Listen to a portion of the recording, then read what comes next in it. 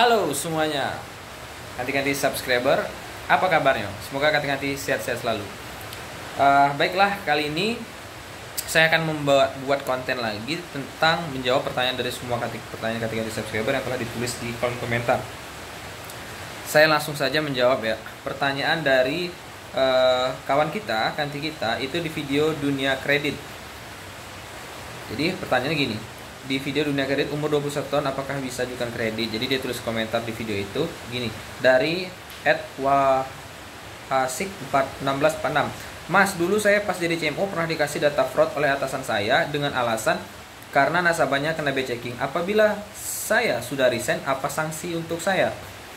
Nah, jadi saya akan mencoba menjawab pertanyaan ini ya. Jadi seperti ini. Di sini mungkin saya perlu kulik-kulik lagi karena pertanyaannya agak kurang jelas ya. Jadi yang masuk di sini ini, atasan ini memberikan data fraud. Maksudnya apakah atasan itu memberikan data yang harus disurvei kepada CMO, tapi data itu sebenarnya data fraud, data tidak layak atau data orang yang sudah kena checking. Terus atasannya maksa untuk dicairkan, maksa untuk di ACC. Apakah dia akan kena sanksi setelah dia resign? Maksudnya pertanyaan itu. Nah, kalau memang iya, komen lagi ya nanti ya.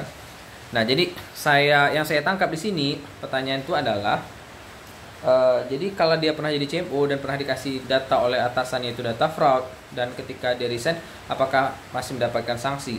Jadi seperti ini, data yang misalnya kita survei itu kan sudah melewati beberapa tahap. Pertama harus cek slick juga dan lain-lain.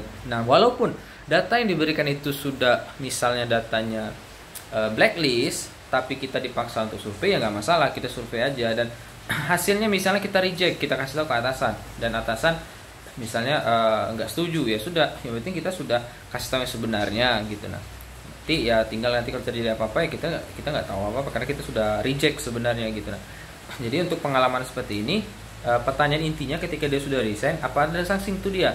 Jadi ketika udah resign ya nggak ada masalah seperti itu. Jadi yang terjadi ke depannya tentang walaupun misalnya dipaksa atasannya untuk dicairkan atau diturunkan unitnya, di ACC kreditnya, ya ketika dia udah resign, ya itu bukan tanggung jawab dia lagi, seperti itu, sudah tanggung jawab yang lain lagi.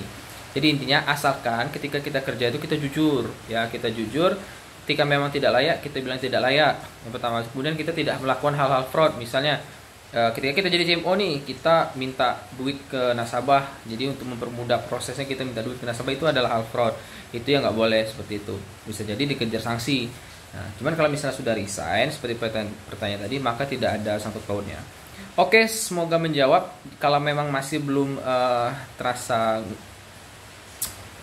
puas, coba komen lagi, nanti saya buatin video khususnya lagi.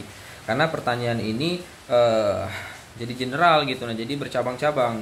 Jadi saya menjawab berdasarkan yang saya pahami dari pertanyaan ini. Inti pertanyaan adalah kalau sudah resign apakah saya masih kena sanksi? Maka jawabannya tidak. Oke, terima kasih. Next, untuk yang lain yang ingin bertanya silahkan tulis di kolom komentar, saya buatkan video khususnya. Jika suka dengan video ini silahkan di like, jika tidak silahkan di dislike. Kemudian share video ini sebanyak-banyaknya agar semua dari kita mendapatkan informasi yang sama. Dan jangan lupa berlangganan dengan klik tombol subscribe-nya agar tidak ketinggalan update video terbaru dari saya. Klik loncengnya juga. Terima kasih. See you.